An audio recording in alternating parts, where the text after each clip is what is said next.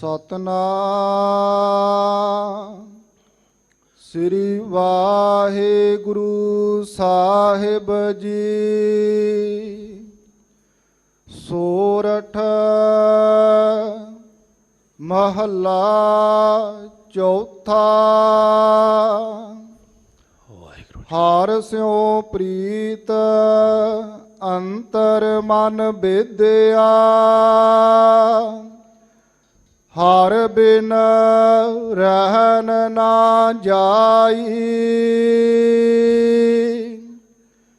ਜਿਉ ਮਛਲੀ ਬਿਨ ਨੀਰ ਬਿਨ ਸੈ,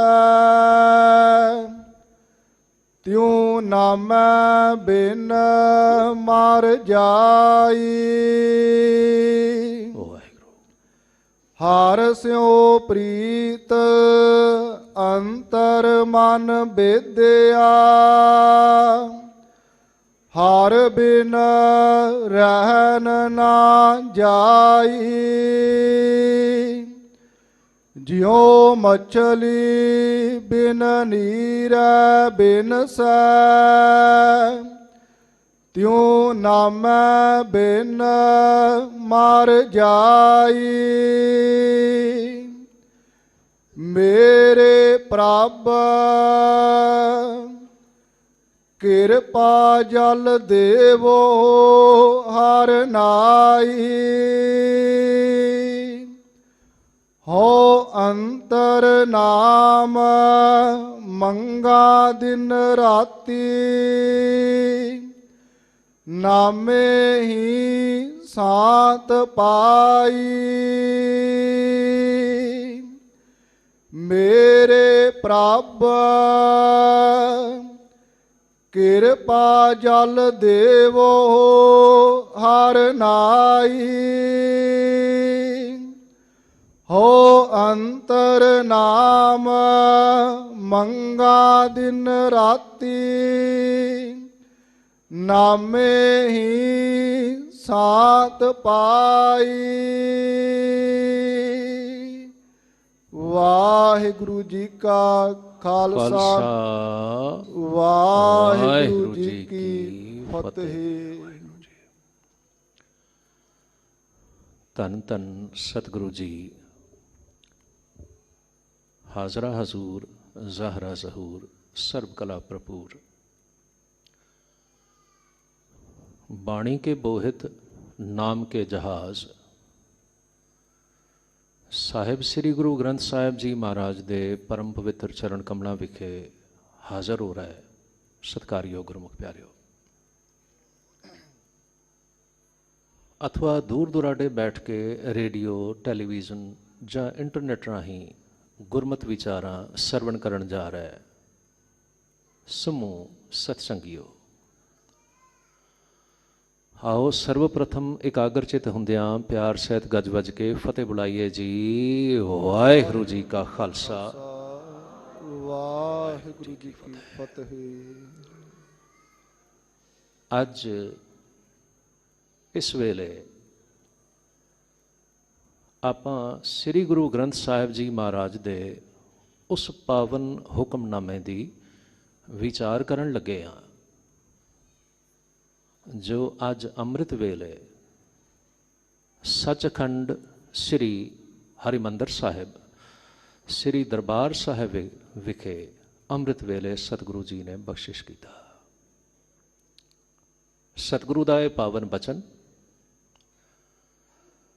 ਸ੍ਰੀ ਗੁਰੂ ਗ੍ਰੰਥ ਸਾਹਿਬ ਜੀ ਮਹਾਰਾਜ ਦੇ ਪਾਵਨ ਅੰਕ 607 ਤੇ ਸੋਰਠ ਮਹੱਲਾ ਚੌਥਾ ਦੇ ਸਿਰਲੇਖ ਹੇਠਾਂ ਸੁਸ਼ੋਭਿਤ ਹੈ। ਵਿਚਾਰਾਂ ਕਰਨ ਤੋਂ ਪਹਿਲਾਂ ਮੈਂ ਆਪ ਸਰਬੱਤ ਨੂੰ ਬਹੁਤ ਬਹੁਤ ਮੁਬਾਰਕ ਆਖਦਾ। ਅੱਜ ਧੰਨ ਧੰਨ ਸ੍ਰੀ ਗੁਰੂ ਗ੍ਰੰਥ ਸਾਹਿਬ ਜੀ ਮਹਾਰਾਜ ਸੱਚੇ ਪਾਤਸ਼ਾਹ ਦਾ ਪਾਵਨ ਗੁਰਤਾ ਗੱਦੀ ਦਿਵਸ ਹੈ। ਅੱਜ ਤੋਂ ਠੀਕ 313 ਸਾਲ ਪਹਿਲਾਂ ਸ੍ਰੀ ਹਜ਼ੂਰ ਸਾਹਿਬ ਵਿਖੇ ਪੰਥ ਦੇ ਵਾਲੀ ਸਤਿਗੁਰੂ ਮਹਾਰਾਜ ਗੁਰੂ ਗੋਬਿੰਦ ਸਿੰਘ ਸਾਹਿਬ ਸੱਚੇ ਪਾਤਸ਼ਾਹ ਨੇ ਜਿਸ ਵੇਲੇ ਸਿੱਖਾਂ ਨੇ ਇਹ ਗੱਲ ਪੁੱਛੀ, ਮਹਾਰਾਜ ਤੁਸੀਂ ਆਖਦੇ ਹੋ ਮੈਂ ਆਪਣਾ ਸਰੀਰ ਇਸ ਜਹਾਨ ਤੋਂ ਸਮੇਟਣ ਲੱਗਾ। ਸਾਨੂੰ ਕਿਸ ਦੇ ਲੜ ਲਾ ਚੱਲੇ ਹੋ?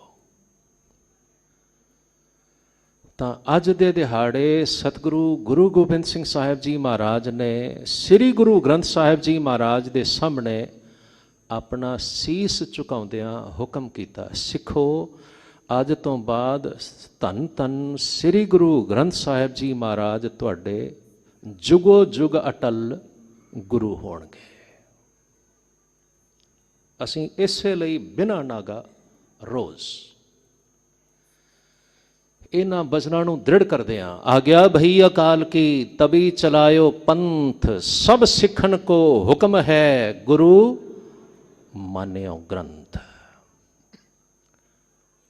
ਇਹ ਬਚਨ ਬੜੇ ਗਹਿਰੇ ਨੇ। ਸ੍ਰੀ ਗੁਰੂ ਗ੍ਰੰਥ ਸਾਹਿਬ ਜੀ ਨੂੰ ਗੁਰੂ ਮੰਨਣਾ ਹੈ, ਇਹ ਹੁਕਮ ਤਾਂ ਸਿੱਖਾਂ ਨੂੰ ਹੈ, ਪਰ ਇਸ ਦਾ ਭਾਵ ਇਹ ਹਰਗਿਜ਼ ਨਹੀਂ ਕਿ ਸ੍ਰੀ ਗੁਰੂ ਗ੍ਰੰਥ ਸਾਹਿਬ ਜੀ ਕੇਵਲ ਤੇ ਕੇਵਲ ਸਿੱਖਾਂ ਵਾਸਤੇ ਨੇ। ਨਹੀਂ, ਦੁਨੀਆ ਦਾ ਕੋਈ ਵੀ ਬੰਦਾ ਮਹਾਨ ਹੋਵੇ ਮਾਮੂਲੀ ਹੋਵੇ, ਉੱਚਾ ਹੋਵੇ ਨੀਵਾਂ ਹੋਵੇ, ਰਾਜਾ ਹੋਵੇ ਰੰਕ ਹੋਵੇ, ਅਮੀਰ ਹੋਵੇ ਗਰੀਬ ਹੋਵੇ, ਵੱਡਾ ਹੋਵੇ ਛੋਟਾ ਹੋਵੇ, ਪੜ੍ਹਿਆ ਲਿਖਿਆ ਸਿਆਣਾ ਹੋਵੇ ਜਾਂ ਅਨਪੜ੍ਹ ਹੋਵੇ, ਬੱਚਾ ਹੋਵੇ ਕਿ ਬੁੱਢਾ, ਇਸਤਰੀ ਹੋਵੇ ਕਿ ਮਰਦ, ਬਿਨਾਂ ਕਿਸੇ ਵਿਤਕਰੇ ਤੋਂ ਸਤਿਗੁਰੂ ਸ੍ਰੀ ਗੁਰੂ ਗ੍ਰੰਥ ਸਾਹਿਬ ਜੀ ਮਹਾਰਾਜ ਦੀ ਹਜ਼ੂਰੀ ਵਿੱਚ ਬੈਠ ਕੇ ਸਤਿਗੁਰੂ ਦੀ ਬਾਣੀ ਦਾ ਆਨੰਦ ਮਾਣ ਸਕਦਾ ਹੈ। ਸਤਿਗੁਰੂ ਨੇ ਇਹ ਅੰਮ੍ਰਿਤ ਦਾ ਚਸ਼ਮਾ ਸਮੂਹ ਮਨੁੱਖਾਂ ਲਈ ਜਾਰੀ ਕੀਤਾ, ਕਿਸੇ ਇੱਕ ਵਿਅਕਤੀ ਲਈ ਨਹੀਂ, ਕਿਸੇ ਇੱਕ ਫਿਰਕੇ ਲਈ ਨਹੀਂ, ਕਿਸੇ ਇੱਕ ਕੌਮ ਲਈ ਨਹੀਂ। ਮੈਨੂੰ ਇੱਕ ਵਾਰਤਾ ਯਾਦ ਆਉਂਦੀ ਹੈ। ਸੰਨ 1984 ਦੇ ਉਹਨਾਂ ਦਿਨਾਂ ਨੂੰ ਯਾਦ ਕਰੋ। ਦਿਨ ਤੇ ਇਹ ਹੀ ਸਨ, ਖਾਸ ਕਰਕੇ ਜੂਨ 1984 ਔਰ ਅਕਤੂਬਰ ਦਾ ਆਖਰੀ ਦਿਹਾੜਾ ਤੇ ਨਵੰਬਰ ਦੇ ਸ਼ੁਰੂਆਤੀ ਦਿਨ ਸਿੱਖ ਪੰਥ ਲਈ ਸਦਾ ਲਈ ਕਾਲੇ ਇਤਿਹਾਸ ਵਿੱਚ ਲਿਖੇ ਜਾਣ ਵਾਲੇ ਅੱਖਰ ਨੇ। ਜਦੋਂ ਦੂਰ ਦੁਰਾਡੇ ਹਜ਼ਾਰਾਂ ਸਿੱਖਾਂ ਨੂੰ ਕਤਲੇਆਮ ਵਜੋਂ ਮਾਰ ਦਿੱਤਾ ਗਿਆ।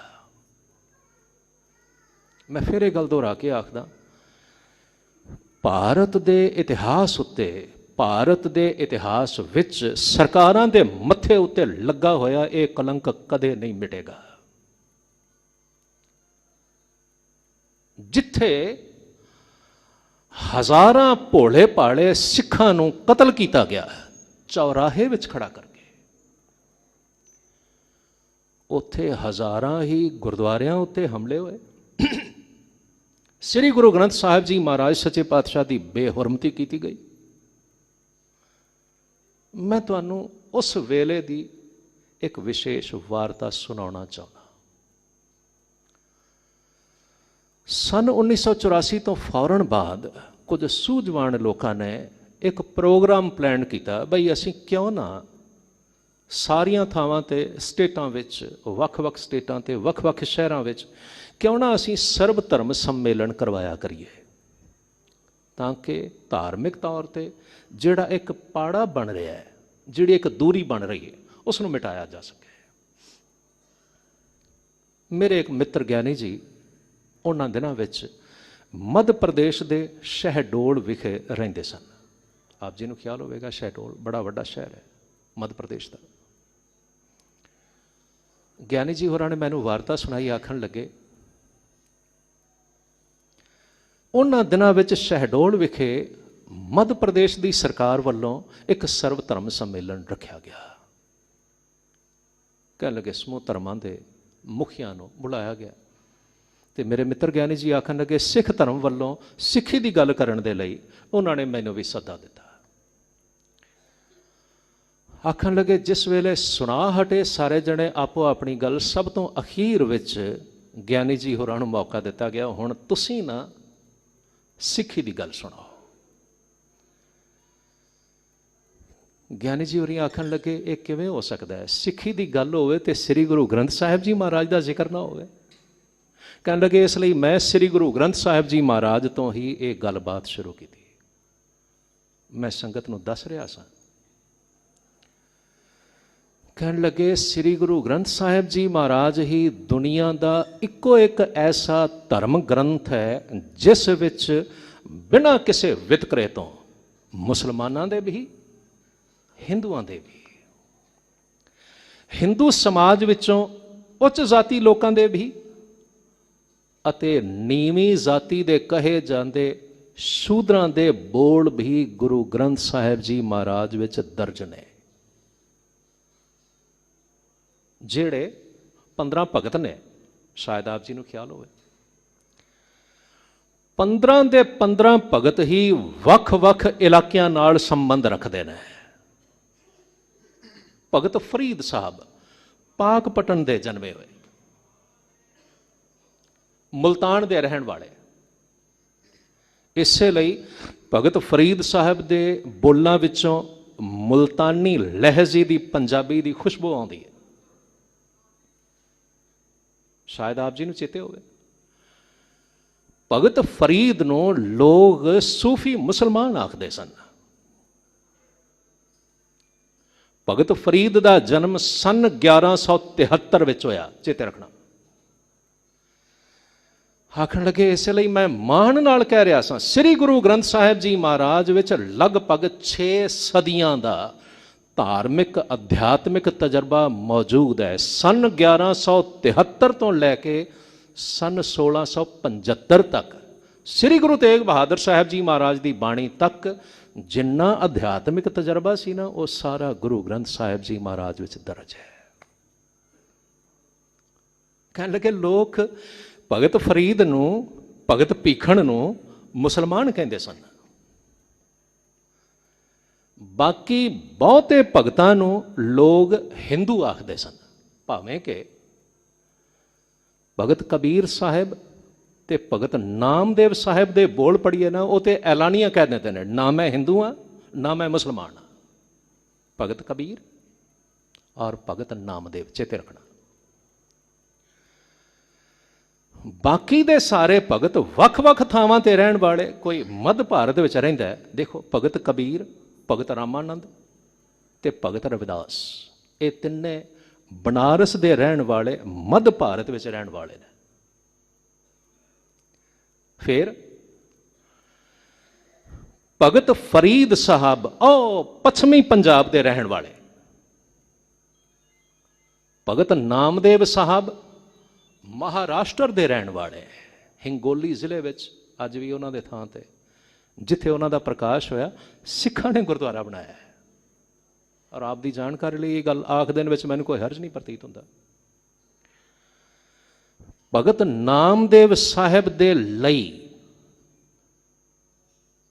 ਮਹਾਰਾਸ਼ਟਰ ਦੀ ਹਾਈ ਕੋਰਟ ਵਿੱਚ ਸਿੱਖਾਂ ਨੇ ਕੇਸ ਕੀਤਾ ਕਿ ਭਗਤ ਨਾਮਦੇਵ ਸਾਹਿਬ ਨੂੰ ਮਹਾਰਾਸ਼ਟਰ ਦਾ ਸ਼੍ਰੋਮਣੀ ਸੰਤ ਹੋਣ ਦਾ ਸਟੇਟਸ ਦਿੱਤਾ ਜਾਣਾ ਚਾਹੀਦਾ ਹੈ। ਔਰ ਬਾਕਾਇਦਾ ਹਾਈ ਕੋਰਟ ਨੇ ਇਹ ਅਵਾਰਡ ਦਿੱਤਾ ਸਿੱਖਾਂ ਦੇ ਕੀਤੇ ਹੋਏ ਮੁਕੱਦਮੇ ਕਰਕੇ। ਭਗਤ ਨਾਮਦੇਵ ਸਾਹਿਬ ਮਹਾਰਾਸ਼ਟਰ ਦੇ ਰਹਿਣ ਵਾਲੇ ਨੇ। ਇਸੇ ਤਰ੍ਹਾਂ ਵੱਖ-ਵੱਖ ਭਗਤ, ਭਗਤ ਧੰਨਾ ਸਾਹਿਬ, ਭਗਤ ਜੈਦੇਵ ਸਾਹਿਬ, ਭਗਤ ਸੂਰਦਾਸ ਵੱਖ-ਵੱਖ ਇਲਾਕਿਆਂ ਦੇ ਰਹਿਣ ਵਾਲੇ ਨੇ। ਸੋ ਇਹ ਮੰਨਿਆ ਜਾ ਸਕਦਾ ਹੈ, ਕੁਦਰਤੀ ਗੱਲ ਹੈ ਬਈ ਵੱਖ-ਵੱਖ ਥਾਵਾਂ ਤੇ ਰਹਿੰਦੇ ਸਨ, ਵੱਖ-ਵੱਖ ਬੋਲੀ ਬੋਲਦੇ ਸਨ, ਵੱਖ-ਵੱਖ ਸੱਭਿਆਚਾਰ ਨਾਲ ਸੰਬੰਧ ਰੱਖਦੇ ਸਨ, ਵੱਖ-ਵੱਖ ਪਹਿਨਾਵਾ ਸੀ ਉਹਨਾਂ ਦਾ, ਵੱਖ-ਵੱਖ ਤਰ੍ਹਾਂ ਦਾ ਖਾਣ ਪੀਣ ਸੀ, ਪਰ ਸਾਰਿਆਂ ਦੇ ਬੋਲ ਬਿਨਾਂ ਕਿਸੇ ਵਿਤਕਰੇ ਤੋਂ ਸ੍ਰੀ ਗੁਰੂ ਅਰਜਨ ਦੇਵ ਜੀ ਮਹਾਰਾਜ ਨੇ ਸ੍ਰੀ ਗੁਰੂ ਗ੍ਰੰਥ ਸਾਹਿਬ ਜੀ ਵਿੱਚ ਰੱਖ ਦਿੱਤੇ। ਅੱਜ ਨਾ ਮੈਨੂੰ ਮਾਣ ਹੈ, ਮੈਂ ਜਿਸ ਵੇਲੇ ਸ੍ਰੀ ਗੁਰੂ ਗ੍ਰੰਥ ਸਾਹਿਬ ਜੀ ਮਹਾਰਾਜ ਨੂੰ ਸਿਰ ਝੁਕਾਉਣਾ ਨਾ, ਜਾਂ ਮੈਂ ਜਿਸ ਵੇਲੇ ਗੁਰੂ ਗ੍ਰੰਥ ਸਾਹਿਬ ਜੀ ਮਹਾਰਾਜ ਦੀ ਹਜ਼ੂਰੀ ਵਿੱਚ ਬੈਠਦਾ, ਮੈਨੂੰ ਯਕੀਨ ਜਾਣਿਓ ਇਸੇ ਤਰ੍ਹਾਂ ਹੀ ਪ੍ਰਤੀਤ ਹੁੰਦਾ ਹੈ ਮੈਂ ਸਤਿਗੁਰੂ ਮਹਾਰਾਜ ਗੁਰੂ ਨਾਨਕ ਦੇਵ ਦੀ ਹਜ਼ੂਰੀ ਵਿੱਚ ਬੈਠਾ ਹੋਇਆ,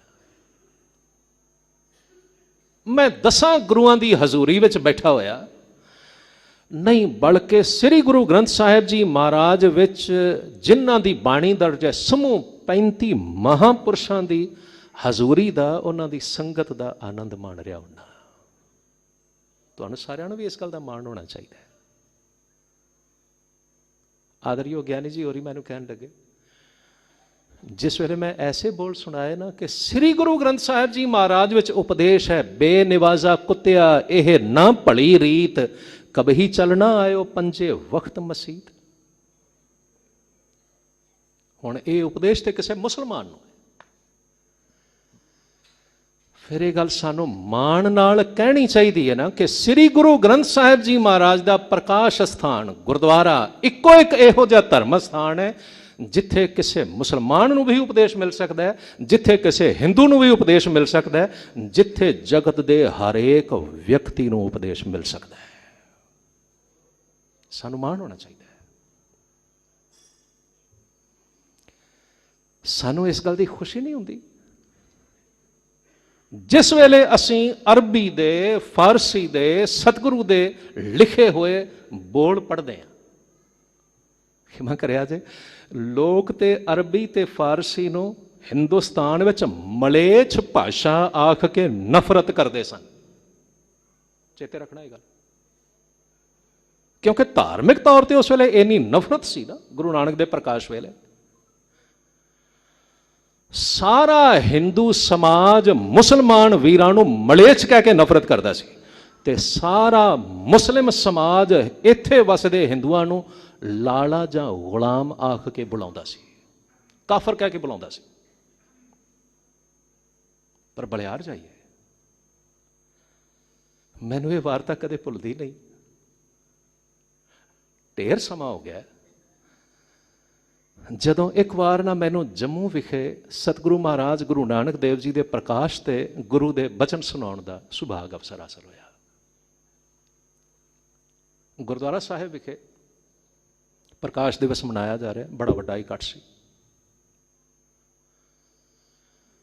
ਉਹਨਾਂ ਦਿਨਾਂ ਵਿੱਚ ਉਸ ਦਿਨ ਕਸ਼ਮੀਰ ਦੀ ਸਰਕਾਰ ਦੇ ਇੱਕ ਮੁਸਲਿਮ ਮਿਨਿਸਟਰ ਸਾਹਿਬ ਨੂੰ ਵੀ ਸੱਦਾ ਦਿੱਤਾ ਗਿਆ ਸੀ ਗੁਰਦੁਆਰਾ ਪ੍ਰਬੰਧਕ ਕਮੇਟੀ ਵੱਲੋਂ। ਕੁਦਰਤੀ ਮੇਰੇ ਤੋਂ ਫੌਰਨ ਪਹਿਲਾਂ ਉਹਨਾਂ ਮਿਨਿਸਟਰ ਸਾਹਿਬ ਨੂੰ ਸਟੇਜ ਤੇ ਗੁਰੂ ਨਾਨਕ ਦੇ ਬਾਰੇ ਵਿੱਚ ਕੁਝ ਬੋਲ ਸਾਂਝੇ ਕਰਨ ਲਈ ਆਖਿਆ ਗਿਆ। ਮੈਨੂੰ ਉਹਨਾਂ ਦਾ ਨਾਂ ਤੇ ਭੁੱਲ ਗਿਆ, ਪਰ ਉਹਨਾਂ ਨੂੰ ਹਾਜੀ ਸਾਹਿਬ ਕਹਿ ਕੇ ਪੁਕਾਰਿਆ ਜਾ ਰਿਹਾ ਸੀ। ਖੈਰ, ਜਿਵੇਂ ਹੀ ਹਾਜੀ ਸਾਹਿਬ ਹੋਰਾਂ ਨੇ ਆਪਣੇ ਬੋਲ ਸਮਾਪਤ ਕੀਤੇ, ਫੌਰਨ ਹੁਕਮ ਹੋਇਆ ਕਿ ਮੈਂ ਹੁਣ ਸੰਗਤ ਨੂੰ ਬੋਲ ਸੁਣਾਵਾਂ। ਮੈਂ ਹਾਜੀ ਸਾਹਿਬ ਨੂੰ ਸੰਬੋਧਨ ਕਰਕੇ ਆਖਿਆ, ਮੈਂ ਕਿਹਾ ਦੇਖੋ, ਸਤਿਗੁਰੂ ਮਹਾਰਾਜ ਗੁਰੂ ਨਾਨਕ ਦੇਵ ਸਾਹਿਬ ਸੱਚੇ ਪਾਤਸ਼ਾਹ ਨੇ ਫਾਰਸੀ ਦੇ ਕੁਝ ਬਚਨ ਆਖੇ ਸਨ। ਤਿਲੰਗ ਰਾਗ ਦਾ ਸ਼ਬਦ ਹੈ, ਯਕ ਅਰਜ਼ ਗੁਫਤਮ ਪੇਸ਼ਤੋ ਦਰਗੋਸ਼ ਕੁਨ ਕਰਤਾਰ, ਹੱਕਾ ਕਬੀਰ ਕਰੀਮ ਤੂੰ ਬੇਅੈਬ परवदगार, दुनिया मुकामे फ़ानी तहकीक दिलदानी, ममसर मुए अजराइल गिरफ्ताह दिल हेच न दानी, जन पिसर पदर बिरादरां कस नेस दस्तंगीर, आखिर बेअफ्तम कस न दारद चूं शब्द तकबीर। खैर, मैं जिस वेले बोल पढ़ के सुनाया ना, हाजी साहब खड़े होके कहने लगे, या अल्लाह, आप ये गुरु नानक का कलाम मुझे सुना रहे हैं या आप कुरान पाक की आयत मुझे सुना रहे हैं? सच जानियो, उस वेले मेरा सिर मान नाल उच्चा हो रहा सी। मैं उस बाबे नानक दा सिख हां जिस बाबे दा उपदेश, जिस बाबे दी बाणी सारी दुनिया लई सर्व सांझी है। इस तरह जिस वे एक बार मैनू बनारस विखे जाने का मौका मिला ना, मैं सतगुरु महाराज गुरु नानक साहब के बोल सुनाए, एक कृष्णं सर्वदेवा देव देवाता आत्मा, आत्मा श्री वासुदेवस जे कोई जानस भेव, नानक तांको दास है सोई निरंजन देव। श्लोक सहस्कृति श्री गुरु ग्रंथ साहिब जी महाराज। आदरयोग ज्ञानी जी मैनू आखन लगे, जिस वेले मैं ऐसे बोल सुनाए ना सारी संगत नूं, उस वेले मध्य प्रदेश की एक इस्त्री MLA भी उत्थे हाजिर सी। कहने लगे, मेरे तो बाद उन्होंने आख्या, ज्ञानी जी आज मुझे ऐसे लगता है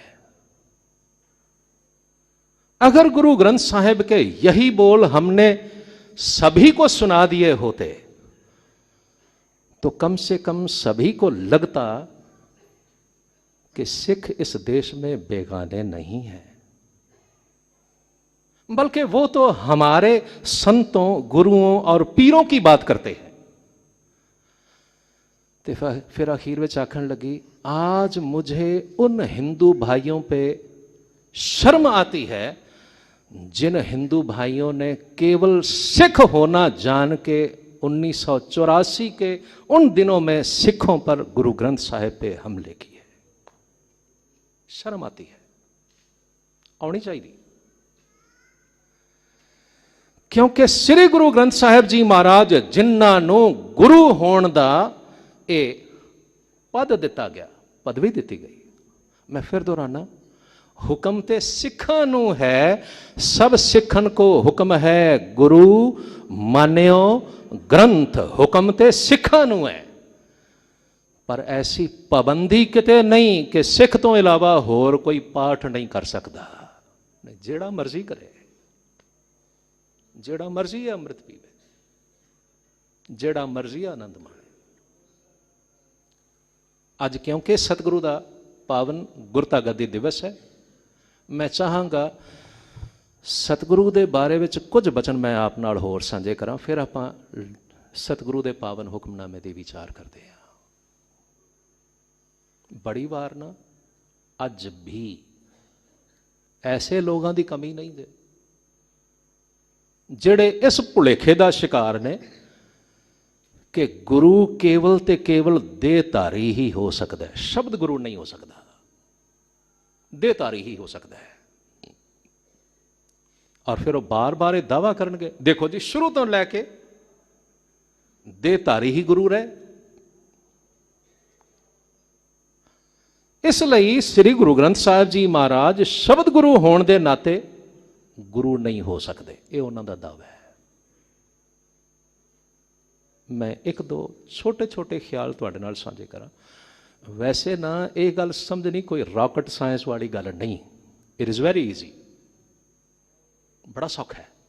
मैं तुहानूं एक उदाहरण दियां। मान लो कोई बच्चा जिसनों असीं काका आखदे सां जां बिट्ठू आखदे सां जां पप्पू आखदे सां, कई बार ना जवानी तक इहो जिहे नां चलदे रहिंदे। हुण ओही काका स्कूल जाण तो बाद जिस वेले थोड़ी जी होर उसने विद्या हासिल कर लई, तो विद्या हासिल करके एक दिहाड़े मन लाओ BEd कर लवे, BEd बैचलर ऑफ एजुकेशन, जां होर इहो जिहियां डिग्रियां कर लवे जिहड़ियां किसी टीचर नाल, टीचिंग लाइन नाल संबंधित ने, तो एक दिन वो टीचर बन जाएगा ना। जदों वो सारा ज्ञान हासिल कर लेगा, हिरदे विच वसा लेगा, इम्तिहान देने तो बाद उसनों टीचर बनाया जा सकता है ना। फिर मैं दोहरा के गल आखदा, ओही जिसनों असीं छोटे हुंदियां काका आखदे सां, बच्चा आखदे सां, कुछ होर नावां नाल पुकारदे सां, पर जिस दिन वो टीचर हो गया, चेते रखना उसे टीचर नूं मध्य प्रदेश विच, यूपी विच, महाराष्ट्र विच अज भी गुरु दे नाम नाल ही पुकारिया जाएगा। स्कूलों में मास्टर जी जां गुरु जी आख्या जाएगा, ये रिवाज है उतों का। अच्छा मैं हुण एक गल पुछ सकदा, बई वो छोटा जिहा काका वो गुरु किवें हो गया? कि उसका शरीर बदलिया, उसका रंग रूप बदल गया? गुरु किवें होया? उसने गुरुशिप किवें मिल गई? गल सिर्फ इतनी है कि जदों उसने वो वाला ज्ञान हिरदे विच धारण कर लिया, उस ज्ञान दे हिरदे विच आउंदियां सार, शब्द गुरु दे हिरदे विच आउंदियां सार, एक आम शरीर वाला व्यक्ति भी गुरु हो गया। फिर गुरु की होया? गुरु ते ज्ञान है ना, जिस दे अंदर आउंदियां सार कोई एक आम मामूली जिहा बंदा गुरु हो जाता है। यह गल गुरु काल विच वापरदी रही।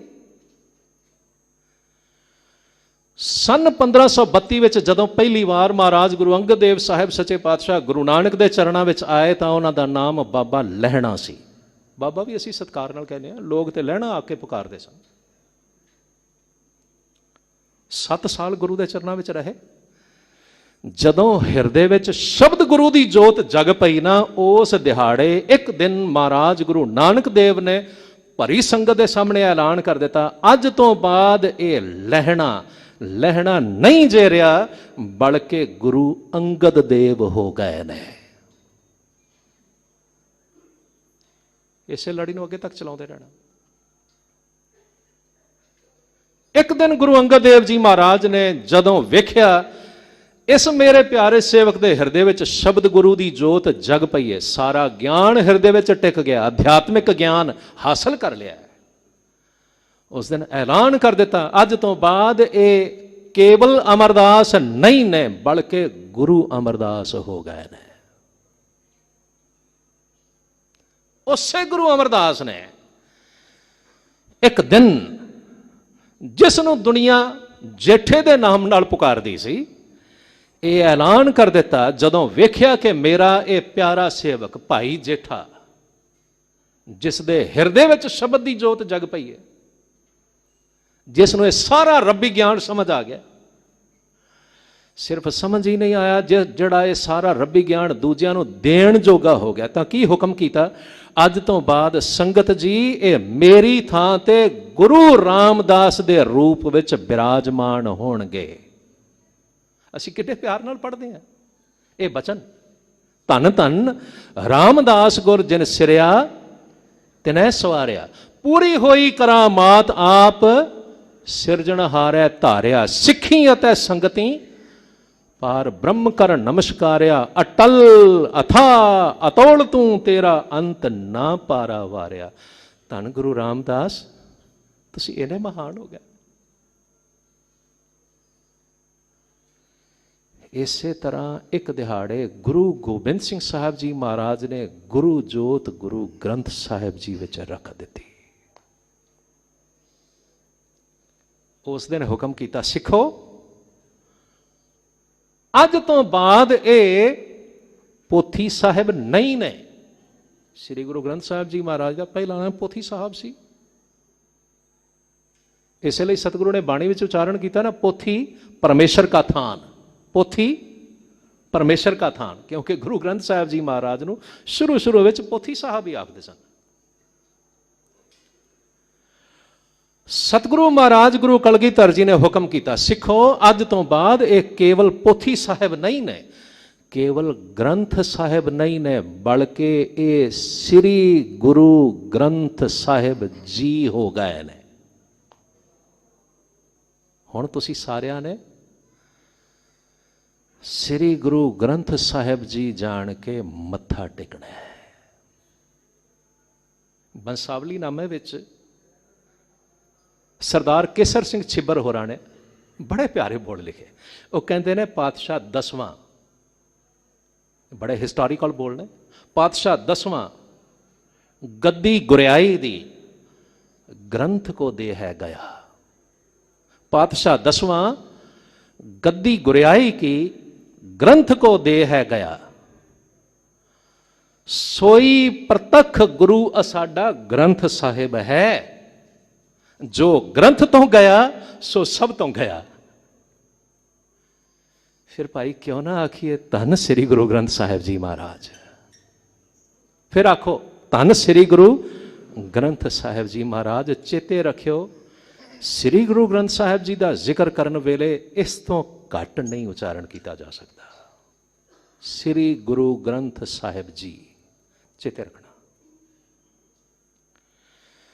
मैं अज ऐसे श्री गुरु ग्रंथ साहिब जी महाराज के पावन गुरता गद्दी दिवस से आप सारिਆਂ ਨੂੰ एक बार फिर मुबारक आखना। एक आखिरी गल होर, इस तो पहला कि आप शब्द विचार मुड़ प्रारंभ करिए। सिख पंथ दे बड़े महान विद्वान सन आदरयोग बाबा गुरमुख सिंह जी पटियाले वाले। यकीन जानियो लोग तो उन्होंने संत आखते सन, पर ना बड़ी मिशन की भावना वाले संत सन बाबा गुरमुख सिंह पटियाले वाले। एक दिन किसी ने बाबा गुरमुख सिंह जी होरां नूं पुछ लिया, कहने लगे बाबा जी कृपा करके एक गल दसो, ਦੁਨੀਆ ਕਹਿੰਦੀ ਹੈ ਕਿ ਦੇਹਧਾਰੀ ਗੁਰੂ ਚੰਗਾ ਹੁੰਦਾ ਹੈ, ਤੁਸੀਂ ਆਖਦੇ ਹੋ ਕਿ ਨਹੀਂ ਸ਼ਬਦ ਗੁਰੂ ਮਹਾਨ ਹੈ। ਜ਼ਰਾ ਨਿਰਣਾ ਕਰਕੇ ਸਮਝਾਓਗੇ ਕੀ ਹੋਣਾ ਚਾਹੀਦਾ ਹੈ?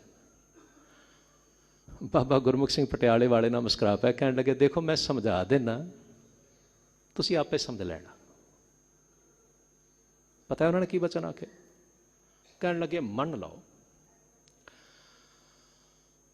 ਕੋਈ ਔਰਤ ਕਿਸੇ ਬੜੇ ਉੱਤਮ ਜੀਵਨ ਵਾਲੇ ਸਾਧ ਨੂੰ ਭੋਰੇ ਵਿੱਚ ਬੈਠਿਆਂ ਇਕੱਲੇ ਕਮਰੇ ਵਿੱਚ ਮੰਨ ਲਓ ਵਚਨ ਕਰਕੇ ਆਵੇ, ਉਸਦੇ ਕੋਲ ਬੈਠੀ ਹੋਵੇ। ਮੈਂ ਫਿਰ ਦੁਹਰਾਨਾ, ਇਹ ਬਾਬਾ ਗੁਰਮੁਖ ਸਿੰਘ ਪਟਿਆਲੇ ਵਾਲਿਆਂ ਦੇ ਬਚਨ ਨੇ। ਬਾਬਾ ਗੁਰਮੁਖ ਸਿੰਘ ਜੀ ਹੋਰੀ ਆਖਣ ਲੱਗੇ ਮੰਨ ਲਓ ਕੋਈ ਇਕੱਲੀ ਔਰਤ ਕਿਸੇ ਸਾਧ ਨੂੰ, ਕਿਸੇ ਸੰਤ ਨੂੰ ਇਕੱਲੇ ਕਮਰੇ ਵਿੱਚ ਮਿਲਦਿਆਂ ਵਾਪਸ ਆਵੇ ਨਾ, ਤੇ ਉਸ ਨੂੰ ਪੁੱਛੀਏ ਕਿੱਥੋਂ ਆਈ ਹੈ, ਉਸ ਤੇ ਸ਼ੱਕ ਕੀਤਾ ਜਾ ਸਕਦਾ ਹੈ। ਔਰਤ ਤੇ ਸ਼ੱਕ ਕੀਤਾ ਜਾ ਸਕਦਾ ਹੈ। ਕਿਉਂ? ਕਿਉਂਕਿ ਕਿਸੇ ਦੇਹਧਾਰੀ ਨੂੰ ਮਿਲ ਕੇ ਆ ਰਹੀ ਹੈ। ਬਾਬਾ ਗੁਰਮੁਖ ਸਿੰਘ ਜੀ ਹੋਰੀ ਆਖਣ ਲੱਗੇ ਸ੍ਰੀ ਗੁਰੂ ਗ੍ਰੰਥ ਸਾਹਿਬ ਜੀ ਮਹਾਰਾਜ ਦਾ ਪ੍ਰਕਾਸ਼ ਹੋਵੇ, ਇਕੱਲੇ ਕਮਰੇ ਵਿੱਚ ਕੋਈ ਔਰਤ 1 2 4 ਮਿੰਟ ਨਹੀਂ ਬਲਕਿ ਘੰਟਿਆਂ ਬੱਧੀ, ਦਿਨਾਂ ਬੱਧੀ ਬੈਠੀ ਰਵੇ, ਬਾਹਰ ਜਿਸ ਵੇਲੇ ਆਵੇਗੀ ਨਾ ਕੋਈ ਪੁੱਛੇ ਕਿੱਥੋਂ ਆਈ ਹੈ, ਤੇ ਉਸ ਨੂੰ ਸਿਰ ਝੁਕਾਉਣ ਦੀ ਲੋੜ ਨਹੀਂ ਪੈਗੀ, ਉਹ ਤੇ ਮਾਣ ਨਾਲ ਆਖੇਗੀ ਮੈਂ ਸ਼ਬਦ ਗੁਰੂ ਸ੍ਰੀ ਗੁਰੂ ਗ੍ਰੰਥ ਸਾਹਿਬ ਜੀ ਮਹਾਰਾਜ ਦੀ ਹਜ਼ੂਰੀ ਵਿੱਚੋਂ ਆ ਰਹੀ ਹਾਂ।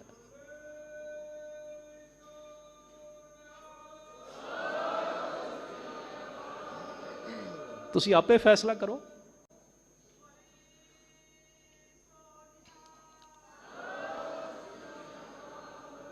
ਐਸੇ ਸ਼ਬਦ ਸਤਿਗੁਰੂ ਸ੍ਰੀ ਗੁਰੂ ਗ੍ਰੰਥ ਸਾਹਿਬ ਜੀ ਮਹਾਰਾਜ ਦੇ ਪਾਵਨ ਗੁਰਤਾ ਗੱਦੀ ਦਿਵਸ ਤੇ ਮੈਂ ਆਪ ਸਰਬੱਤ ਨੂੰ ਇੱਕ ਵਾਰ ਫਿਰ ਮੁਬਾਰਕ ਆਖਦਾ। ਅੱਜ ਦੇ ਪਾਵਨ ਦਿਹਾੜੇ ਸਤਿਗੁਰੂ ਸ੍ਰੀ ਗੁਰੂ ਰਾਮਦਾਸ ਜੀ ਮਹਾਰਾਜ ਦੇ ਪਾਵਨ ਮੁਖਾਰਬਿੰਦ ਵਿੱਚੋਂ ਉਚਾਰਨ ਕੀਤੇ ਹੋਏ ਬੋਲ ਜੋ ਅੱਜ ਹੁਕਮਨਾਮੇ ਦੇ ਰੂਪ ਵਿੱਚ ਸਾਨੂੰ ਪ੍ਰਾਪਤ ਹੋਏ, ਆਓ ਆਪਾਂ ਉਹਨਾਂ ਦੀ ਵਿਚਾਰ ਕਰਦੇ ਹਾਂ। ਬੜੇ ਪਿਆਰੇ ਬੋਲ ਨੇ, ਬੜੇ ਪਿਆਰੇ ਬੋਲ ਨੇ। ਲੰਬਾ ਸਮਾਂ ਹੋ ਗਿਆ ਮੈਂ ਕਿਸੇ ਰਾਗੀ ਸਿੰਘ ਪਾਸੋਂ ਨਾ ਇਹ ਸ਼ਬਦ ਗਾਇਆ ਜਾਂਦਾ ਸੁਣਿਆ ਸੀ। ਅੱਜ ਵੀ ਮੇਰੇ ਦਿਲ ਵਿੱਚ ਨਾ ਉਹ ਧੁਨੀ, ਉਹ ਆਵਾਜ਼ ਜਿਵੇਂ ਲਿਖੀ ਹੋਈ ਹੋਵੇ। ਬੜੇ ਪਿਆਰੇ ਬੋਲ ਨੇ, ਸਤਿਗੁਰੂ ਜੀ ਪਾਵਨ ਬਚਨ ਉਚਾਰਨ ਕਰਦੇ ਨੇ। ਸਤਨਾਮ ਸ੍ਰੀ ਵਾਹਿਗੁਰੂ ਸਾਹਿਬ ਜੀ। ਸੂਰਠ ਮਹੱਲਾ ਚੌਥਾ। ਹਰਿ ਸਿਉ ਪ੍ਰੀਤ ਅੰਤਰ ਮਨ ਬੇਦਿਆ। ਹਰਿ ਬਿਨ ਰਹਿਨ ਨਾ ਜਾਈ। ਵਾਹ! ਸ੍ਰੀ ਗੁਰੂ ਰਾਮਦਾਸ ਜੀ ਮਹਾਰਾਜ ਸੱਚੇ ਪਾਤਸ਼ਾਹ ਉਸ ਅਵਸਥਾ ਦਾ ਜ਼ਿਕਰ ਕਰ ਰਹੇ ਨੇ ਜਦੋਂ ਹਿਰਦੇ ਵਿੱਚ ਪਿਆਰੇ ਅਕਾਲ ਪੁਰਖ ਵਾਹਿਗੁਰੂ ਦੀ ਪ੍ਰੀਤ ਟਿਕ ਗਈ ਹੈ। ਬੜੀ ਉੱਤਮ ਅਵਸਥਾ ਹੈ। ਦੇਖੋ ਅਸੀਂ ਤੇ ਹਾਲਾਂ ਲੋਚ ਰਹੇ ਹਾਂ ਨਾ, ਅਸੀਂ ਤੇ ਹਾਲਾਂ ਇੰਤਜ਼ਾਰ ਕਰ ਰਹੇ ਹਾਂ ਨਾ।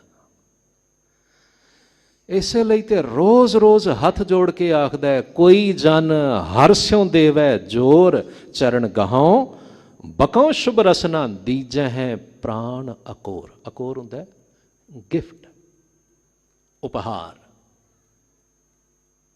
ਮੈਂ ਨਾ ਉਸ ਪਿਆਰੇ ਨੂੰ ਆਪਣੇ ਪ੍ਰਾਣ ਵੀ, ਆਪਣੀ ਜਾਨ ਵੀ, ਆਪਣਾ ਸਰੀਰ ਵੀ, ਸਾਰਾ ਕੁਝ ਉਪਹਾਰ ਵਜੋਂ ਭੇਟਾ ਕਰਦਿਆਂ ਜਿਹੜਾ ਕਿਤੇ ਮੈਨੂੰ ਮੇਰੇ ਪਿਆਰੇ ਅਕਾਲ ਪੁਰਖ ਵਾਹਿਗੁਰੂ ਨਾਲ ਮਿਲਾ ਦੇਵੇ। ਵਾਹ! ਕਿੰਨੇ ਮਿੱਠੇ ਬਚਨ ਨੇ। ਸਤਿਗੁਰੂ ਪਾਤਸ਼ਾਹ ਫਰਮਾਨ ਕਰਦੇ ਨੇ ਹਰਿ ਸਿਉ ਪ੍ਰੀਤ ਅੰਤਰ ਮਨ ਬੇਧਿਆ। ਮੇਰਾ ਹਿਰਦਾ ਵਿੰਨਿਆ ਗਿਆ। ਮੇਰੇ ਹਿਰਦੇ ਵਿੱਚ ਵਾਹਿਗੁਰੂ ਦੀ ਪ੍ਰੀਤ ਤੀਰ ਵਾਂਗ ਵਿੰਨੀ ਗਈ ਹੈ। ਹੁਣ ਵਿੰਨੀ ਗਈ, ਧਿਆਨ ਕਰਿਓ। ਤੁਸੀਂ ਕਦੇ ਤੀਰ ਵੇਖਿਆ ਹੋਵੇ ਨਾ, ਤੀਰ ਆਮ ਕਰਕੇ ਤੀਰ ਦੀ ਜਿਹੜੀ ਅਣੀ ਹੁੰਦੀ ਹੈ ਨਾ, ਨੋਕ ਉਸ ਦੀ, ਉਹ ਟਰਾਇੰਗਲ ਹੁੰਦੀ। ਟਰਾਇੰਗਲ ਕਿਉਂ ਬਣਾਈ ਜਾਂਦੀ ਸੀ? ਬਈ ਤਾਂ ਕਿ ਜਿਸ ਵੇਲੇ ਜਾ ਕੇ ਕਿਸੇ ਦੀ ਛਾਤੀ ਵਿੱਚ ਖੁੱਭੇ ਨਾ, ਤੇ ਪਿਛਲਾ ਪਾਸਾ ਚੌੜਾ ਹੁੰਦਾ, ਮੋਟਾ ਹੁੰਦਾ, ਤੇ ਉਹ ਇਸ ਤਰ੍ਹਾਂ ਬਣਾਇਆ ਜਾਂਦਾ ਸੀ ਬਈ ਜੇ ਉਸ ਨੂੰ ਖਿੱਚ ਕੇ ਕੱਢਣ ਵੀ ਲੱਗੋ ਤਾਂ ਅੰਦਰੋਂ ਆਂਦਰਾਂ ਬਾਹਰ ਖਿੱਚ ਲਿਆਵੇ। ਸਤਿਗੁਰੂ ਮਹਾਰਾਜ ਗੁਰੂ ਰਾਮਦਾਸ ਜੀ ਆਖਦੇ ਨੇ, ਵਾਹਿਗੁਰੂ ਦੀ ਪ੍ਰੀਤ ਮੇਰੇ ਹਿਰਦੇ ਵਿੱਚ ਇੱਕ ਡੂੰਘੇ ਤਿੱਖੇ ਤੀਰ ਵਾਂਗ ਪੁੜ ਗਈ ਹੈ, ਜਿਹੜਾ ਤੀਰ ਹੁਣ ਬਾਹਰ ਵੀ ਨਹੀਂ ਨਿਕਲ ਸਕਦਾ, ਨਹੀਂ ਨਿਕਲਦਾ। ਭਾਈ ਸਾਹਿਬ ਭਾਈ ਵੀਰ ਸਿੰਘ ਜੀ ਨੇ ਬੜੇ ਪਿਆਰੇ ਬੋਲ ਲਿਖੇ ਗੁਰਮੁਖ ਸਿੱਖਿਆ ਵਿੱਚ। ਉਹ ਕਹਿੰਦੇ ਨੇ, ਵੇਖੋ ਸਾਡੀ ਤੇ ਪ੍ਰੋਬਲਮ ਹੈ ਨਾ, ਅਸੀਂ ਰੋਜ਼ ਆਖਦੇ ਹਾਂ ਵਾਹਿਗੁਰੂ ਚੇਤੇ ਹੀ ਨਹੀਂ ਆਉਂਦਾ। ਪਤਾ ਨਹੀਂ ਦਿਹਾੜੀ ਵਿੱਚ ਕਿੰਨੇ ਕਿੰਨੇ ਘੰਟੇ ਸਾਨੂੰ ਭੁੱਲਿਆ ਰਹਿੰਦਾ, ਚੇਤੇ ਹੀ ਨਹੀਂ ਆਉਂਦਾ, ਯਾਦ ਹੀ ਨਹੀਂ ਆਉਂਦਾ। ਇਸੇ ਲਈ ਤੇ ਹੱਥ ਜੋੜ ਕੇ ਬਾਰ-ਬਾਰ ਆਖਦੇ ਹਾਂ, ਵਿਸਰ ਨਾਹੀਂ ਦਾਤਾਰ ਆਪਣਾ ਨਾਮ ਦੇਹੁ, ਗੁਣ ਗਾਵਾਂ ਦਿਨ ਰਾਤ ਨਾਨਕ ਚਾਓ ਇਹੋ। ਭਾਈ ਵੀਰ ਸਿੰਘ ਜੀ ਲਿਖਦੇ ਨੇ, ਸਾਡੀ ਤੇ ਪ੍ਰੋਬਲਮ ਹੈ ਨਾ ਕਿ ਸਾਨੂੰ ਵਾਹਿਗੁਰੂ ਚੇਤੇ ਹੀ ਨਹੀਂ ਆਉਂਦਾ। ਗੁਰੂ ਅਰਜਨ ਦੇਵ ਜੀ ਮਹਾਰਾਜ ਸੱਚੇ ਪਾਤਸ਼ਾਹ ਫਰਮਾਨ ਕਰਦੇ ਨੇ, ਮੈਨੂੰ ਵਾਹਿਗੁਰੂ ਵਿਸਰਦਾ ਹੀ ਨਹੀਂ, ਬਿਸਰਤ ਨਾਹੇ ਮਨ ਤੇ ਹਰੀ, ਅਬ ਇਹ ਪ੍ਰੀਤ ਮਹਾ ਪ੍ਰਬਲ ਭਈ, ਆਨ ਬਿਖੈ ਜਰੀ। ਬੂੰਦ ਕਹਾਂ ਤਿਆਗ ਚਾਤਰਿਕ, मीन रहत न घरी। वाह, मैं फिर दोहराना, यह बोलना केदारा राग देना है, ਅੰਮ੍ਰਿਤ ਵੇਲੇ ਗਾਇਆ ਜਾਂਦਾ ਹੈ। ਇੱਕ ਦਿਨ ਨਾ ਅੰਮ੍ਰਿਤ ਵੇਲੇ ਕੀਰਤਨ ਸੁਣਦਿਆਂ ਮੇਰੇ ਕੰਨਾਂ ਵਿੱਚ ਆਵਾਜ਼ ਪਈ, ਕੋਈ ਕਿਦਾਰਾ ਰਾਗ ਵਿੱਚ ਇਹ ਬੋਲ ਗਾ ਰਿਹਾ ਹੈ, ਬਿਸਰਤ ਨਾਹੇ ਮਨ ਤੇ ਹਰੀ। ਯਕੀਨ ਜਾਣਿਓ, ਉਹ ਬੋਲ ਮੇਰੇ ਹਿਰਦੇ ਵਿੱਚ ਵੜ ਗਏ। ਸਤਿਗੁਰੂ ਜੀ ਆਖਦੇ ਨੇ, ਹਰ ਸਿਉ ਪ੍ਰੀਤ ਅੰਤਰ ਮਨ ਬੇਧਿਆ, ਹਰ ਬਿਨ ਰਹਿਣ ਨਾ ਜਾਈ। ਹੁਣ ਮੇਰੇ ਕੋਲੋਂ ਵਾਹਿਗੁਰੂ ਤੋਂ ਬਿਨਾਂ ਰਿਹਾ ਨਹੀਂ ਜਾਂਦਾ। ਵਾਹਿਗੁਰੂ ਦੀ ਪ੍ਰੀਤ ਮੇਰੇ ਹਿਰਦੇ ਵਿੱਚ ਵਸ ਗਈ ਹੈ, ਮੇਰੇ ਜੀਵਨ ਦਾ ਆਧਾਰ ਹੋ ਗਈ ਹੈ। ਜਿਉ ਮਛਲੀ ਬਿਨ ਨੀਰੈ ਬਿਨ ਸੈ, ਤਿਉ ਨਾਮੈ ਬਿਨ ਮਰ ਜਾਈ। ਜਿਵੇਂ ਮੱਛੀ ਪਾਣੀ ਤੋਂ ਬਿਨਾਂ ਮਰ ਜਾਂਦੀ ਹੈ ਨਾ, ਤੁਸੀਂ ਕਦੇ ਵੇਖੋ ਤੇ ਸਹੀ, ਮੱਛੀ ਨੂੰ ਨਾ 1 ਸਕਿੰਟ ਲਈ ਪਾਣੀ ਤੋਂ ਬਾਹਰ ਕੱਢ ਕੇ ਵੇਖੋ ਕਿਵੇਂ ਤੜਫਦੀ। ਜੇ ਵਾਹਿਗੁਰੂ ਨਾਲ ਸਾਡਾ ਇਹੋ ਜਿਹਾ ਪਿਆਰ ਨਾ ਹੋਵੇ ਤਾਂ ਫਿਰ ਕੀ ਹੋਇਆ, ਫਿਰ ਕੀ ਕੀਤਾ। ਗੁਰੂ ਰਾਮਦਾਸ ਜੀ ਮਹਾਰਾਜ ਫਰਮਾਨ ਕਰਦੇ ਨੇ, ਜਿਵੇਂ ਮੱਛੀ ਪਾਣੀ ਤੋਂ ਬਿਨਾਂ ਮਰ ਜਾਂਦੀ ਹੈ, ਤੜਫਦੀ ਹੈ, ਇਸੇ ਤਰ੍ਹਾਂ ਮੈਂ ਵੀ ਵਾਹਿਗੁਰੂ ਦੇ ਨਾਮ ਤੋਂ ਬਿਨਾਂ, ਵਾਹਿਗੁਰੂ ਦੀ ਯਾਦ ਤੋਂ ਬਿਨਾਂ ਮੈਨੂੰ ਲੱਗਦਾ ਜਿਵੇਂ ਮੈਂ ਮਰ ਰਿਹਾ। ਤੇ ਉਹ ਨਾਮੈ ਬਿਨ ਮਰ ਜਾਈ, ਹੇ ਮੇਰੇ ਵਾਹਿਗੁਰੂ ਮੈਂ ਮਰ ਜਾਂਦਾ ਹਾਂ। ਮੇਰੇ ਪ੍ਰਭ ਕਿਰਪਾ ਜਲ ਦੇਵੋ ਹਰ ਨਾਈ। ਹੇ ਮੇਰੇ ਪਿਆਰੇ ਪ੍ਰਭੂ, ਮੇਰੇ ਉੱਤੇ ਕਿਰਪਾ ਕਰੋ, ਆਪਣੀ ਮਿਹਰ ਦਾ ਜਲ, ਨਾਮ ਜਲ ਮੈਨੂੰ ਦੇ ਦਿਓ, ਮੇਰੇ ਹਿਰਦੇ ਵਿੱਚ ਵਸਾ ਦਿਓ ਜੀ। ਹੋ ਅੰਤਰ ਨਾਮ ਮੰਗਾ ਦਿਨ ਰਾਤੀ, ਨਾਮੇ ਹੀ ਸ਼ਾਂਤ ਪਾਈ। ਵਾਹ, ਮੈਂ ਹਰ ਵੇਲੇ ਅੰਦਰੋਂ ਹਿਰਦੇ ਵਿੱਚੋਂ ਇਹ ਮੰਗ ਕਰ ਰਿਹਾ, ਹੇ ਮੇਰੇ ਪਿਆਰੇ ਪ੍ਰਭੂ ਕਿਰਪਾ ਕਰ, ਮੈਨੂੰ ਨਾਮ ਅੰਮ੍ਰਿਤ ਬਖਸ਼ ਦੇ, ਮੈਨੂੰ ਨਾਮ ਅੰਮ੍ਰਿਤ ਬਖਸ਼ ਦੇ। ਮੇਰੇ ਪ੍ਰਭ ਕਿਰਪਾ ਜਲ ਦੇਵੋ ਹਰ ਨਾਈ, ਹਉ ਅੰਤਰ ਨਾਮ ਮੰਗਾ ਦਿਨ ਰਾਤੀ, ਨਾਮੇ ਹੀ ਸ਼ਾਂਤ ਪਾਈ। ਇੱਕ ਗੱਲ ਆਖਾਂ, ਦੇਖੋ ਸਿੱਖ ਦੀ ਮੰਜ਼ਿਲ ਤੇ ਇਹ ਆ, ਅਧਿਆਤਮਿਕ ਜੀਵਨ ਦੀ ਮੰਜ਼ਿਲ ਤੇ ਇਹ ਆ ਜੋ ਕੁਝ ਮਹਾਰਾਜ ਗੁਰੂ ਰਾਮਦਾਸ ਜੀ ਫਰਮਾਨ ਕਰ ਰਹੇ ਨੇ। ਵਾਹਿਗੁਰੂ ਦੇ ਪ੍ਰੇਮ ਵਿੱਚ, ਨਾਮ ਰੰਗ ਵਿੱਚ ਰੰਗੇ ਰਹਿਣਾ। ਅੱਛਾ, ਜਿਹੜਾ ਇਸ ਅਵਸਥਾ ਤੇ ਪਹੁੰਚ ਜਾਂਦਾ ਫਿਰ ਕੀ ਹੁੰਦਾ? ਨਾਮੇ ਹੀ ਸ਼ਾਂਤ ਪਾਈ, ਮੈਨੂੰ ਨਾਮ ਮਿਲਦਾ ਤੇ ਸ਼ਾਂਤੀ ਆ ਜਾਂਦੀ ਹੈ। ਸੱਚ ਜਾਣਿਓ, ਜਿਸ ਨੂੰ ਨਾਮ ਦੀ ਪ੍ਰਾਪਤੀ ਹੋ ਗਈ ਨਾ, ਉਸ ਦਾ ਹਿਰਦਾ ਸ਼ਾਂਤ ਹੋ ਜਾਏਗਾ। ਇੱਕ ਸੌਖਾ ਜਿਹਾ ਟੈਸਟ ਦੱਸਾਂ, ਹਾਲਾਂ ਜਿਸ ਦੇ ਬੋਲਾਂ ਵਿੱਚ ਤਲਖੀ ਹੈ ਨਾ, ਜਿਸ ਦੀ ਗੱਲ ਸੁਣਿਆ ਸਾਡਾ ਹਿਰਦਾ ਸੜ ਜਾਂਦਾ ਹੈ, ਸਮਝ ਲਿਆ ਜੇ ਹਾਲਾਂ ਨਾ ਇਸ ਨੂੰ ਨਾਮ ਰਸ ਦੀ ਪ੍ਰਾਪਤੀ ਨਹੀਂ ਹੋਈ। ਗੁਸਤਾਖੀ ਲਿਖੀ ਮਾਂ। जिस दिन नाम रस मिल जाएगा ना, बोल खरवे हो ही नहीं सकते। ना बोल खरवा रहिंदा है, ना दुश्मनी की भावना रहिंदी है, ना बेगानापन रहिंदा है। उस वेले ते हर पासे नज़र आ रहा है, सब में जोत जोत है सोए तिसदै चानण सब में चानण होए। फिर तो हिरदा शांत हो जाता है। गुरु जी आखदे ने, ऐ मेरे प्यारे प्रभु कृपा कर, मेरा हिरदा शांत हो जाए, मैनू अपना नाम बख्श दे।